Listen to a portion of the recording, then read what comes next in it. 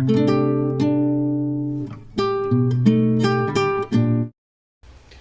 Friends, welcome back to my channel. ಹೇಗಿದ್ದೀರಾ ಎಲ್ಲರೂ ಚೆನ್ನಾಗಿದ್ದೀರಾ? ಫ್ರೆಂಡ್ಸ್, ನಾನು ಕೂಡ ಚೆನ್ನಾಗಿದ್ದೀನಿ. ಹಾಗೆ ಇವತ್ತು ಶನಿವಾರ 9:15 ಆಗ್ತಾ ಇದೆ. ಆದರೂ ಏನಪ್ಪ ಇವತ್ತು ಮನೆಯಲ್ಲೇ ಇದ್ದೀನಿ ಅಂತ ಯೋಚನೆ ಮಾಡ್ತಾ ಇದ್ದೀರಾ? ಹೌದು, ಇವತ್ತು ಕೆಲಸಕ್ಕೆ ರಜಾ ಹಾಕಿದ್ದೀನಿ. ರಜಾ ಹಾಕಿ ಮೈಸೂರಿಗೆ ಹೋಗ್ತಾ ಇದ್ದೀನಿ. ಮೈಸೂರಿಗೆ ಯಾಕಪ್ಪ ಅಂತಂದರೆ ನಾಳೆ ಬೆಟ್ಟಕ್ಕೆ ಹೋಗೋಣ ಅಂತ ಹೋಗ್ತಾ ಇದ್ದೀನಿ. ನೋಡೋಣ ಯಾವ ಥರ ಆಗುತ್ತೆ ಅಂತಂದ್ಬಿಟ್ಟು. ನಾಳೆ ಸಂಡೇ, ಸೊ ತುಂಬ ರಶ್ ಇರುತ್ತೆ. ಆದ್ರೂ ಕೂಡ ಹೋಗೋಣ ಅಂತಂದ್ಬಿಟ್ಟು ಹೋಗ್ತಾ ಇದ್ದೀನಿ.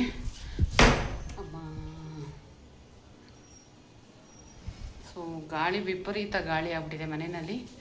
ಬನ್ನಿ ಈಗ ಮೈಸೂರಿಗೆ ಹೋಗೋಣ. ಸ್ಯಾಟ್ಲೈಟ್ಗೆ ಹೋಗಿ ಸ್ಯಾಟ್ಲೈಟಿಂದ ಮೈಸೂರು ಬಸ್ ಹತ್ಕೊಂಡು ಹೋಗಬೇಕು, ನಾನ್ ಸ್ಟಾಪ್ ಬಸ್ಸು. ಸೊ ಇವಾಗ ಚಿಲ್ಕ ಹಾಕೋಣ.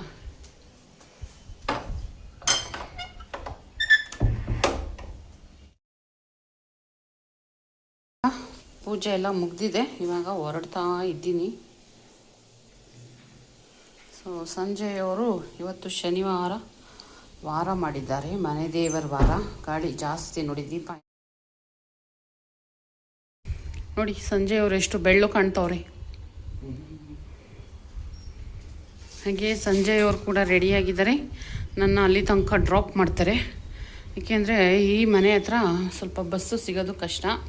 ಹಾಗಾಗಿ ಹಳೆ ಮನೆ ಹತ್ರ 2 ಫೋನ್ ಎತ್ಕೊಂಡ ಹಳೆ ಮನೆ ಹತ್ರ ಹೋಗಿ ಬಸ್ ಹತ್ಕೊಂಡು ಹೋಗೋದು. ಈಗ ಟೈಮು ಫ್ರೀಯಾಗಿ ಮೈಸೂರಿಗೆ ತಲುಪ್ತೀನಿ. ಬ್ಯಾಗ್ ಕೂಡ ರೆಡಿ ಮಾಡಿದ್ದೀನಿ.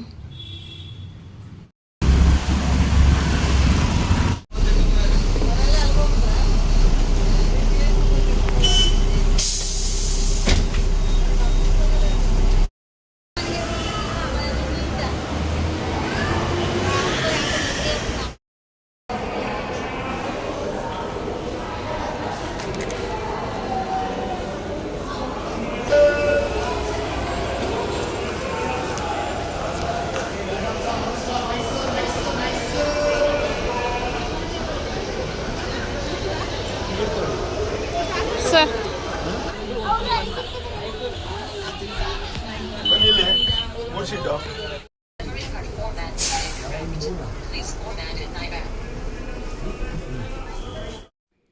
ಹಾಗೆ ಇವಾಗ 10:48 ಆಗಿತ್ತು ಟೈಮು. ಆವಾಗ ಸ್ಯಾಟ್ಲೈಟಿಂದ ಹೊರಟು ಮೈಸೂರು ತಲುಪೋ ಅಷ್ಟೊತ್ತಿಗೆ 1:15 ಏನೋ ಆಗಿತ್ತು ಅನಿಸುತ್ತೆ. ಸೊ ಇವಾಗ ನೋಡಿ ಮೈಸೂರು ಟೋಲು. ಇವಾಗೇನಪ್ಪ ಅಂತಂದರೆ ಮೈಸೂರು ಕೂಡ ಬೆಂಗಳೂರೇ ಆಗ್ಬಿಡ್ತಾ ಇದೆ ಅಂತಲೇ ಹೇಳ್ಬೋದು. ನೋಡ್ತಾ ಇರ್ಬೋದು ಎಷ್ಟು ಕಾರುಗಳು, ಎಂಟ್ರಿಯಲ್ಲೇ ಇಷ್ಟು ಟ್ರಾಫಿಕ್ಕು. ಹಾಗೆ ಫ್ಲೈಓವರ್ ಕೆಲಸ ಏನೋ ನಡೀತಾ ಇದೆ, ಅದಕ್ಕೋಸ್ಕರ ಇಷ್ಟೊಂದು ಟ್ರಾಫಿಕ್ಕು ನೋಡಿ. ಇಲ್ಲಿ ಏನಾಗುತ್ತೋ ಗೊತ್ತಿಲ್ಲ. ಇನ್ನು ದಸರಾ ಟೈಮಲ್ಲಿ ಇನ್ಯಾವ ಥರ ಇರುತ್ತೋ, ಇವಾಗಲೇ ಈ ಥರ ಇದೆ. ಶನಿವಾರ ಭಾನುವಾರ ಬಂತು ಅಂದರೆ ಫುಲ್ ಮೈಸೂರಿಗೆ ಹೋಗೋರಂತೂ ಇದ್ದೇ ಇರ್ತಾರೆ. ಹಾಗೆ ಈಗ ಸಬರ್ ಬಸ್ ಸ್ಟ್ಯಾಂಡಿಂದ ನಾನು ಅಲ್ಲೇ ಆಟೋ ಇರುತ್ತೆ, ₹1 ಕೊಟ್ಟರೆ ಆಟೋ ಬುಕ್ಕಿಂಗ್ ಮಾಡ್ಕೊಂಡು ನಾವು ಹೋಗ್ಬೋದು. ಸೊ ತುಂಬ ಜಾಸ್ತಿ ಕೇಳ್ತಾರೆ, ಅದೆಲ್ಲ ತಲೆನೋವಿರಲ್ಲ, ಅವರೇ ಬಿಲ್ ಮಾಡಿ ಕೊಟ್ಬಿಟ್ಟಿರ್ತಾರೆ. ನೋಡಿ ಈಗ ನನಗೆ ₹72 ಆಯಿತು. ಮೈಸೂರಿಗೆ ಫ್ರೀಯಾಗಿ ಹೋದೆ. ಆದರೆ ಮೈಸೂರಿಂದ ಅವ್ರ ಮನೆಗೆ ಹೋಗೋದಕ್ಕೆ, ಸೋಮು ಅವ್ರ ಮನೆಗೆ ಹೋಗೋಣ ಅಂತಂದ್ಬಿಟ್ಟು ಅರುಣ ಸೋಮು ಅವ್ರ ಮನೆಗೆ ಹೋಗ್ತಾ ಇರೋದು. ಅವ್ರ ಮನೆಗೆ ಹೋಗೋದಕ್ಕೆ ₹72 ಬಿಲ್ ಆಯಿತು.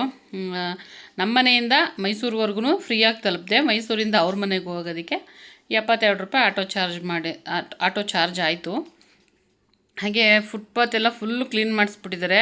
ಏಕೆಂದರೆ ಫುಟ್ಪಾತಲ್ಲೆಲ್ಲ ಸ್ವೆಟರ್ ಅಂತೆ, ಅದು ಇದು ಬಟ್ಟೆಗಳು, ಕ್ಲಿಪ್ಗಳು ಅದೆಲ್ಲ ಇಟ್ಕೊಂಡು ಮಾರ್ತಾಯಿದ್ರಲ್ಲ, ಅದೆಲ್ಲನೂ ಕೂಡ ಅಲ್ಲೂ ಎತ್ತಿಸ್ಬಿಟ್ಟಿದ್ದಾರೆ. ಹಾಗೆ ಇದು ಭಾನುವಾರ ಬೆಳಿಗ್ಗೆ ಬೇಗನೆ ಇದು ರೆಡಿ ಆಗೋಣ ಅಂದ್ಕೊಂಡ್ವಿ. ಬಟ್ ಅವರೆಲ್ಲ ಮಲ್ಕೊಂಡಿದ್ರಲ್ಲ ಅಂತ ಹಾಗೆ ಸುಮ್ಮನೆ ನಾನು ಯಾವ ಥರ ರೆಡಿಯಾಗಿದೆ ಅಂತ ತೋರಿಸ್ತಾ ಇದ್ದೀನಿ, ವಾಯ್ಸ್ ಕೊಡೋದು ಬೇಡ ಅಂತ. ಹಾಗೆ ಇವಾಗ ಅವ್ರದ್ದು ಫಸ್ಟ್ ಫ್ಲೋರಲ್ಲಿರೋದು. ಇವಾಗ ಇಳ್ಕೊಂಡು ಬರ್ತಾಯಿದ್ದೀನಿ. ಯಾಕಪ್ಪ ಅಂದರೆ ಸೂರಿ, ಗಾಯತ್ರಿ, ಗಣೇಶ್ ಅವರೆಲ್ಲ ಬಂದು ವೆಯ್ಟ್ ಮಾಡ್ತಾಯಿದ್ರು. ಮತ್ತು ಸೆಂಟ್ ಮೇರಿ ಸರ್ಕಲಲ್ಲಿ ಇದ್ದೀನಿ ಅಂದರೆ ಓಹೋ ಹೋ ಹೋ ಹೋ, ಭೂಮಿ ಒಂದೈತೆ, ಭೂಮಿ ಇನ್ನೇನು ಗಾಡೀಲಿ ಕೂತ್ಕೊಳ್ಳೋದು, ಅಲ್ಲಿ ಬೆಟ್ಟ ಹತ್ತೋದು. ಬೆಟ್ಟ ಹತ್ತೋಕ್ಕೆ ಚಪ್ಪಲ್ ಹಾಕೊಂಡು ಹೋಗ್ತೀರಾ? ನಾನಿಲ್ಲಪ್ಪ.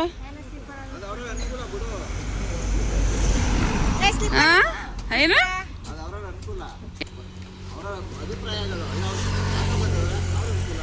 ಹೌದಾ? ಹಾಯ್. ಏನೋ ಹೀರೋ ಕಂಡಂಗೆ ಕಾಣ್ತಿದ್ಯಲ್ಲ ಫೋಟೋದಲ್ಲಿ. ಸ್ಟೈಲು. ನೋಡಿ ಇದು ಹೆಂಗೈತೆ ಅಲ್ದಿ ಗಾಡಿ ಹತ್ರ ಬಿಡುವಂತೆ ಬಿಡಮ್ಮ. Hi Gayatri. Good morning. Good morning. ನಾನಲ್ಲಪ್ಪ, ಇವಳು ಸುಮ್ಮನೆ ಇರಲಿಲ್ಲ. ಮಮ್ಮ ಕಾಫಿ ಕುಡಿತೀರಾ ಅಂದ್ಬಿಟ್ಲು ಅವರು. ಗಣೇಶ ಆಗ್ಲೇ ಫಿಕ್ಸು.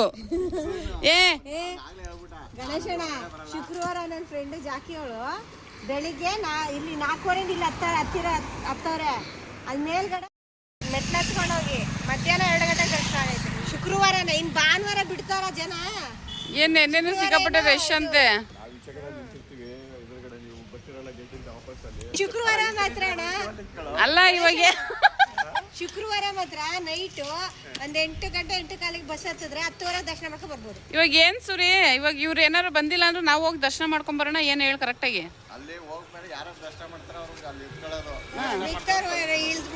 ಅದಕ್ಕೇನ ಅದನ್ನು ಡಿಸೈಡ್ ಮಾಡ್ಕೊಬಿಡೋಣ.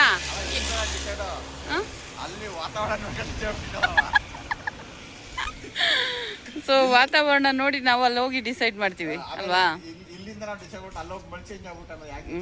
ಏನಾಗಲ್ಲ, ಏನು ಮಾಡೋಕ್ಕಾಗಲ್ಲ. ಸಿಕ್ಕಾಪಟ್ಟೆ ನಿನ್ನೆ ಫೋರ್ತ್ ಸ್ಯಾಟರ್ಡೆ ಹಾಗೆ ಇವತ್ತು ಸಂಡೇ ಇರೋದ್ರಿಂದ ಸಿಕ್ಕಾಪಟ್ಟೆ ರಶ್ ಇರುತ್ತೆ. ಅವಳು ಓದ್ಕೊಬೇಕು ಅವಳಮ್ಮ. ಅವಳು ಎಲ್ಲೂ ಬರಲ್ಲಮ್ಮ. ಸಿ ಎ ಆಗೋ ತನಕ ನನ್ನ ಮಗಳು ಎಲ್ಲೂ ಬರಲ್ಲ. ಸೊ ಸಿ ಎ ಆದ್ಮೇಲೆ ಅಲ್ಲ, ಸಿ ಎ ಆದ್ಮೇಲೆ ಎಲ್ಲ ಫ್ರೆಂಡ್ಸ್ ಎಲ್ಲಾರನ್ನು ಮಾತಾಡ್ಸೋದು, ಮೀಟ್ ಮಾಡೋದು. ಮೈಸೂರಿಗೆ ಬಾ, ನಮ್ಮ ಅಮ್ಮನ ಮನೆಗೆ ಬಾ ಅಂದ್ರೇನೆ ಬರಲ್ಲ ಅಂತ ಹೇಳೋಳು. ಓಡಿಸೋದು ಬಿಟ್ಬಿಟ್ಟು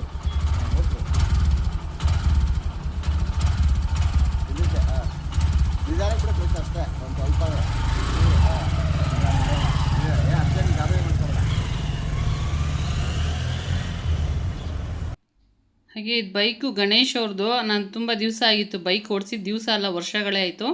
ನಾನು ಚಿಕ್ಕ ವಯಸ್ಸಿಂದನೂ ಕೂಡ ಬೈಕ್ ಕೂಡ ಓಡಿಸ್ತೀನಿ. ಆದರೆ ಸ್ವಲ್ಪ ಟಚ್ ಬಿಟ್ಟೋಗಿತ್ತಲ್ಲ, ಅದಕ್ಕೆ ಸ್ವಲ್ಪ ಗಾಬರಿ ಆಯ್ತಾಯಿತ್ತು ಸ್ಟಾರ್ಟಿಂಗಲ್ಲಿ. ಅದಾದಮೇಲೆ ಒಂದು ರೌಂಡ್ ಹೊಡ್ಕೊಂಡು ಬಂದೆ. ಸೊ ಚೆನ್ನಾಗಿತ್ತು. ಬೈಕು ಕೂಡ ಹೊಸದೇನೆ. ಅವ್ರೀಗ ತೊಗೊಂಡು ಒಂದು 4-5 ತಿಂಗಳು ಆಯ್ತು ಅನ್ಸುತ್ತೆ ಅಷ್ಟೇ. ಸೊ ನೋಡಿ, ಹಾಗೆ ಇವಾಗ ಬೆಟ್ಟದ ಹತ್ರ ಬರ್ತಾಯಿದ್ದೀವಿ. ಅಲ್ಲಿಂದ ಒಂದು 5-10 ನಿಮಿಷ ಆಗುತ್ತೆ ಅಷ್ಟೇ. ಅರುಣ ಅವ್ರ ಮನೆಯಿಂದ ಬೆಟ್ಟದ ಪಾದದ ಹತ್ರ. ಬೆಟ್ಟ ಹತ್ತಕ್ಕೆ ಇವ್ರುಗಳೆಲ್ಲ ಯಾವಾಗ್ಲೂ ಹಿಂಗೆ ಮಾಡ್ತಾರೆ. ಇವರೆಲ್ಲ ಬೇಗ ಬರಲ್ಲ. ಲೇಟ್. ಈ ಸಲ ಮಗಳು ಎದ್ದಳಲ್ಲ, ನಾನು ಬರಲ್ಲ. ನೀನು ಎದ್ದಳಲ್ಲ, ನಾನು ಬರಲ್ಲ. ಕಾಲ್ನು ನಾನು ಬರಲ್ಲ. ಬೈದು ಪೂಸಿ ಹೊಡೆದು ಎಲ್ಲ ಒಂದೊಂದ್ಸರಿ ಒಂದೊಂದು ಕಾರಣ ಹೇಳ್ತಾರೆ. ನಂಗೆ ಗೊತ್ತಿತ್ತು. ಅಲ್ಲ, ನಾನು ಭೂಮಿ ಬಂದು ಏನು ಹೇಳ್ತಾಳೆ ಅಂತ ಮೈಂಡೆಲ್ಲ ಫಿಕ್ಸ್ ಹೇಳ್ಕೊಂಡು ಮಾತಾಡ್ಕೊತಾ ಇದ್ನಾ. ಬಂದ್ಲು, ಅಲ್ಲರಮ್ಮ ಇಟ್ಟಿದ್ದೆ, ಸೈಲೆಂಟಲ್ಲಿ ಇಟ್ಬಿಟ್ಟಿದ್ದೀನಿ ಅಂತ ನಾನು ಹಂಗೆ ಅಂದ್ಕೊಂಡೆ.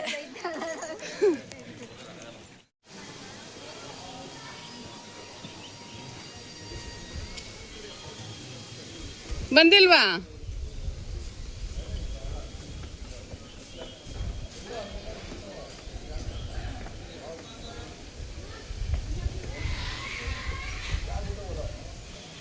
ಸೂರಿ ಜೊತೆ ಇರ್ಬೇಕು. ಫೋನ್ ಮಾಡಿ ಸೂರಿಗೆ.